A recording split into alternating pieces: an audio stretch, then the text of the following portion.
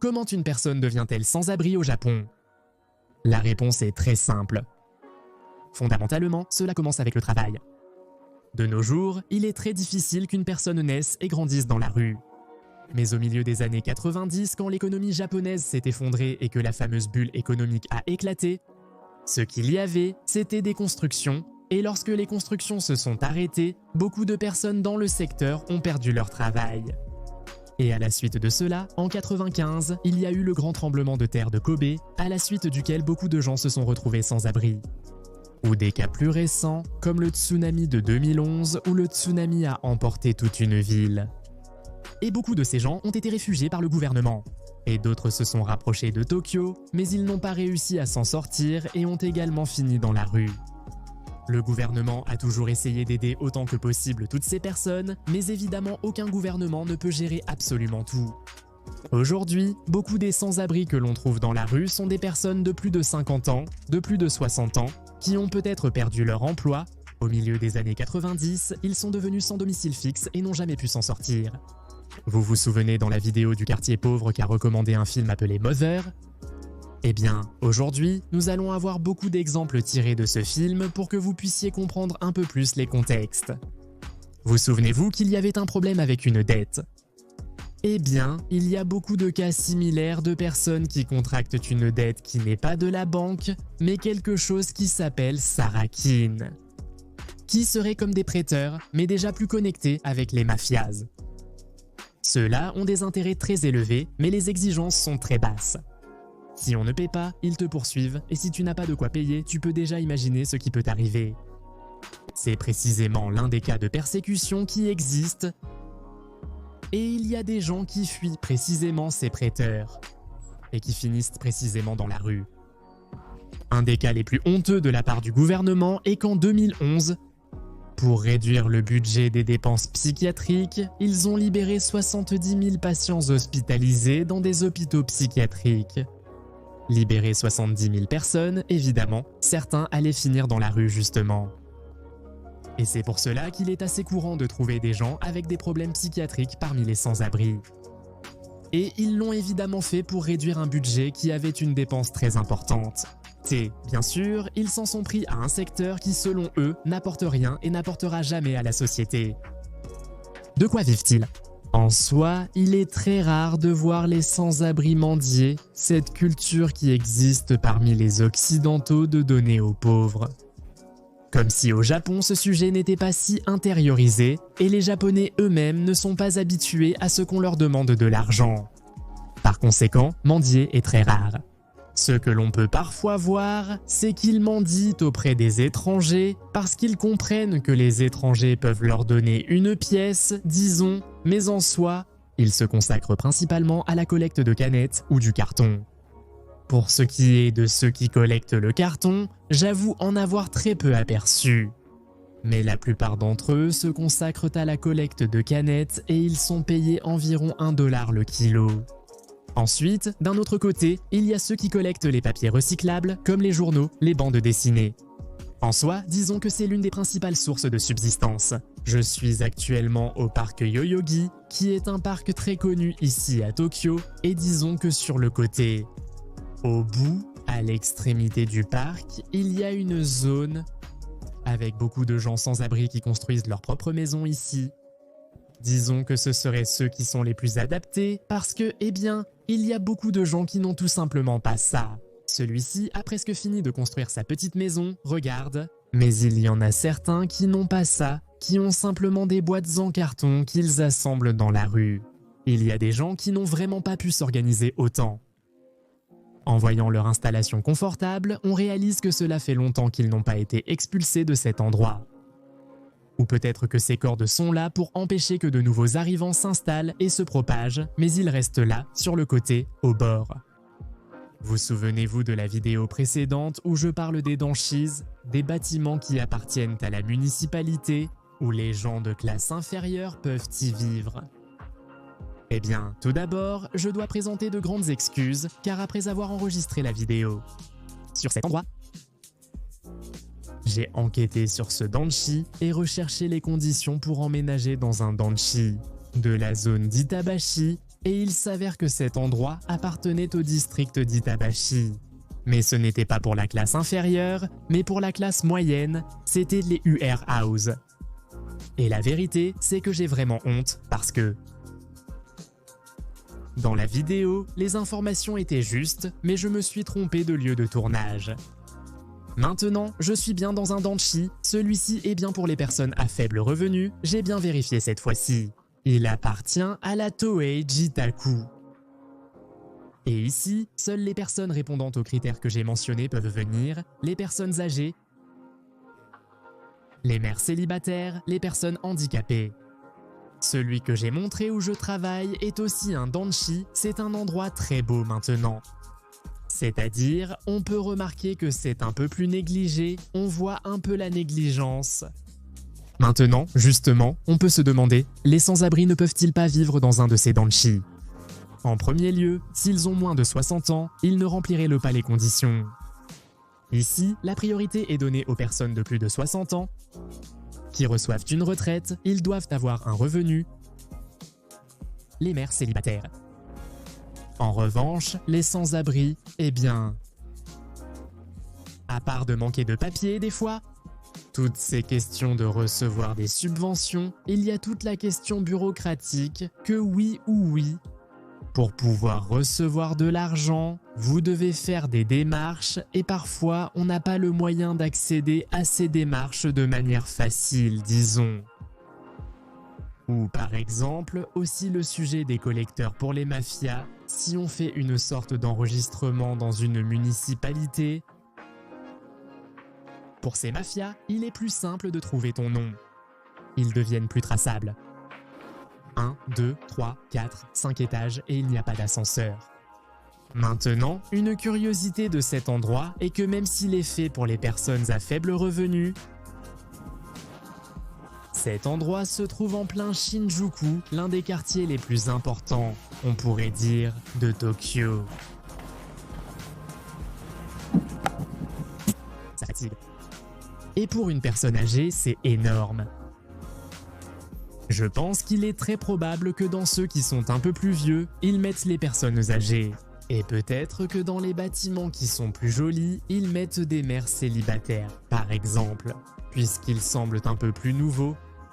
Il y a aussi 5 étages et il n'y a pas d'ascenseur, mais le couloir semble beaucoup plus joli. Bien sûr, l'autre est de 2 par étage. Tricycle, vélo pour enfants. Nous pouvons nous rendre compte de la taille de l'appartement étant donné que l'entrée est là. C'est ça, par ça. Par conséquent, nous réalisons que c'est une pièce assez petite, environ 3 mètres sur 5 mètres, peut-être. Et de ce côté, le balcon. Abonne-toi et laisse-moi un like s'il te plaît, sois sympa. Maintenant, il y a autant d'hommes que de femmes? La réponse est non. Parfois, on peut trouver des femmes de plus de 50, voire 60 ans, mais pas de jeunes femmes.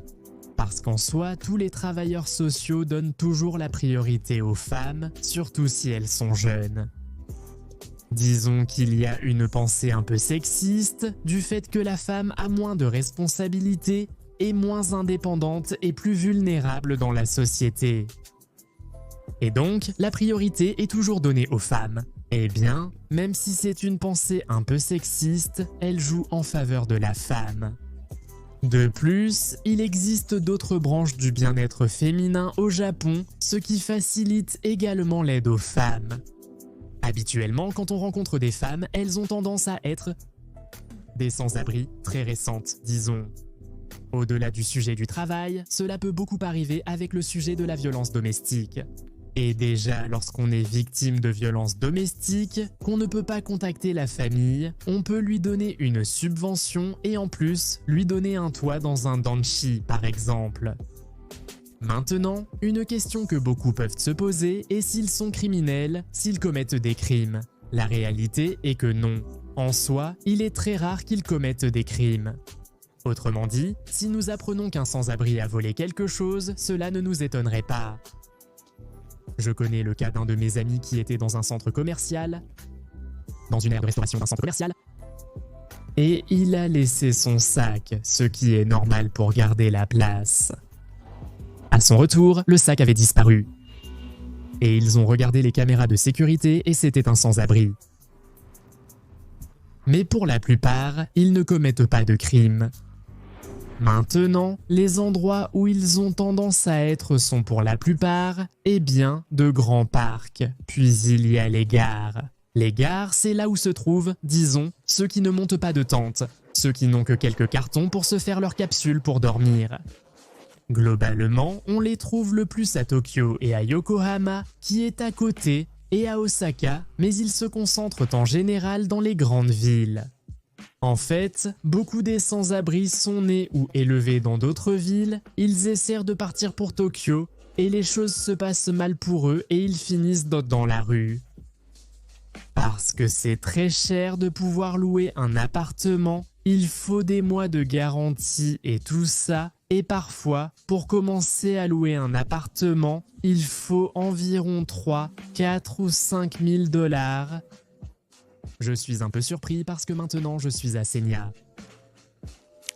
C'est un quartier très connu pour avoir beaucoup de sans-abri. Et il y avait une rue commerçante, une rue piétonne avec un toit, et là beaucoup de gens dormaient la nuit. Comme c'est une rue commerciale, la nuit les magasins ferment et comme c'est couvert, c'est une protection contre la pluie. Beaucoup de sans-abri avaient l'habitude de dormir là et il se trouve qu'ils ont enlevé le toit. La rue commerciale n'est plus là, je vois quelques magasins, mais bon, comme c'est dimanche tout est fermé et l'asphalte est complètement neuf. En fait, ils sont toujours en train de faire des réparations là-bas. Ce que j'ai vu, c'est qu'il y avait une cantine populaire, un centre communautaire et il y avait quelques sans-abri là-bas qui mangeaient. Et puis j'ai marché quelques pâtés de maison et j'ai été très surpris car j'ai vu. Je voulais voir un endroit et à côté de cet endroit, il y avait plein de sans-abri assis. Eh bien, ce que je voulais expliquer, c'est comment sont les endroits où ils dorment habituellement quand ils ont un peu d'argent. Beaucoup commencent avec les manga Kiza, les manga cafés, qui seraient comme les cybercafés, où l'on peut rester dans une cabine et y être pour environ 25 $. Nous voyons que c'est la première étape d'un sans-abri. Ensuite, ils passent à ce qu'on appelle un doya, il y a le terme yado aussi, qui serait comme une auberge, une maison d'hôte. Les moins chers, les plus précaires, ils inversent les syllabes en disant doya. Où la nuit coûte environ 20-22 $. D'après ce que j'ai vu ici, cela coûte environ 2200 yens. Et c'est précisément un lieu où il séjourne dans le film Mother. Ce qui est dans Mother est un doya. Il y a de belles maisons dans la zone aussi, mais on voit beaucoup de personnes âgées, errantes disons. On ressent qu'il y a des personnes indigentes. Mais bon, aussi le fait qu'ils aient cassé, jeté le toit de la rue commerciale, c'est évidemment une mesure du gouvernement pour empêcher l'agglomération des indigents. Mais ils sont toujours là, tout ce qu'ils font, c'est leur compliquer la vie, rien de plus. Une information importante, quel est le nombre d'indigents au Japon ? Le problème est qu'il est impossible de connaître le nombre exact. Ce que l'on a comme chiffres officiels est un mensonge. En d'autres termes, officiellement, il y a eu des pics il y a 20 ans. 35 000 et au cours des 10 dernières années, il est passé de 6 000 à 4 000. Actuellement, le nombre officiel, je crois, était quelque chose comme 4 000, 4 500, mais il est impossible de le mesurer. En effet, il est très difficile car ces personnes se trouvent en dehors du système. La question est de savoir à quel point le gouvernement s'y intéresse. Personne ne les aide actuellement. Du côté du gouvernement, c'est un peu compliqué car il y a en effet certains refuges, par exemple, qui sont précisément appelés refuges d'urgence, où l'on peut avoir un lit dans une chambre partagée avec d'autres sans-abri. Et vous pouvez y rester jusqu'à environ 3 mois, cela dépend de la flexibilité, Parfois vous pouvez y rester un peu plus longtemps, ils vous donnent même les 3 repas de la journée, mais le fait est que vous devez chercher du travail et le trouver. Si vous ne le trouvez pas, au bout de 6 mois maximum, je pense qu'ils vous mettent à la porte. Et on peut se rendre dans ces refuges d'urgence jusqu'à 4 fois, si je ne me trompe pas, sur une période allant jusqu'à 6 mois entre chaque séjour. Dans cette zone où je suis, il y a aussi quelques cabinets médicaux gratuits qui fonctionnent une fois par semaine, car ils sont tenus par des médecins et des infirmières bénévoles. Ils vous conseillent pour trouver un emploi et vous fournissent des conseils juridiques pour pouvoir recevoir des subventions. Il y a une subvention appelée Seikatsu Ogo et cette subvention est là pour donner un minimum d'argent à tout citoyen qui en a besoin, qui est d'environ 1 300 $ par mois. Il s'agit de personnes incapables de gérer les situations bureaucratiques et qui se laissent aller. Certains, oui, d'autres à qui il leur manque un peu pour atteindre les 60 ans pour pouvoir recevoir la subvention et pouvoir vivre dans un danchi. Et je me suis renseigné, et ce qui est bien, c'est qu'il y a environ 100, voire un peu plus de 100 marmites populaires, comme nous les appelons, dans tout Tokyo. Parmi les 7 jours de la semaine, il y en avait plus de 100. Les marmites populaires, c'est ce que nous appelons en Argentine des cantines caritatives, disons qu'elles cuisinent en quantité et distribuent. J'en ai même rencontré une dans le parc de Yoyogi qui distribuait des plateaux de nourriture, puis, ici à proximité, on pouvait voir qu'ils cuisinaient de la nourriture pour les personnes qui sont là-bas. Et il y a une page qui a absolument toutes les informations sur le sujet des sans-abri au Japon qui s'appelle tenohashi.org. Et la vérité, ils font énormément de travail sur le fait de donner des aides bénévoles, des dons de nourriture, de vêtements, d'argent, de quoi que ce soit. Mais il y a des gens qui sont vraiment très engagés envers ces personnes, ce qui est très admirable.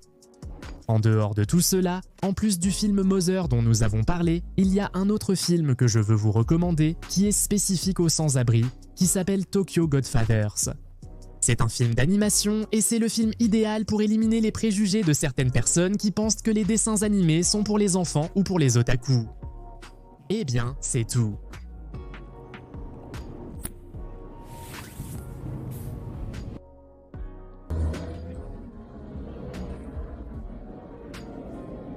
Bonsoir, voulez-vous un onigiri? Avez-vous mangé aujourd'hui? Je n'ai pas encore mangé. Merci beaucoup. De rien. Bon après-midi. Il y a des onigiris. Vous en voulez? Offrez-le à monsieur. Excusez-moi, prenez soin de vous. Bon après-midi. Il y a des onigiris et du pain. Vous en voulez? Excusez-moi, oui s'il vous plaît? Merci beaucoup, vous nous sauvez. Excusez-moi, nous vous remercions beaucoup. S'il vous plaît, ce n'est rien. Prenez bien soin de vous. Bon après-midi. Vous voulez un onigiri?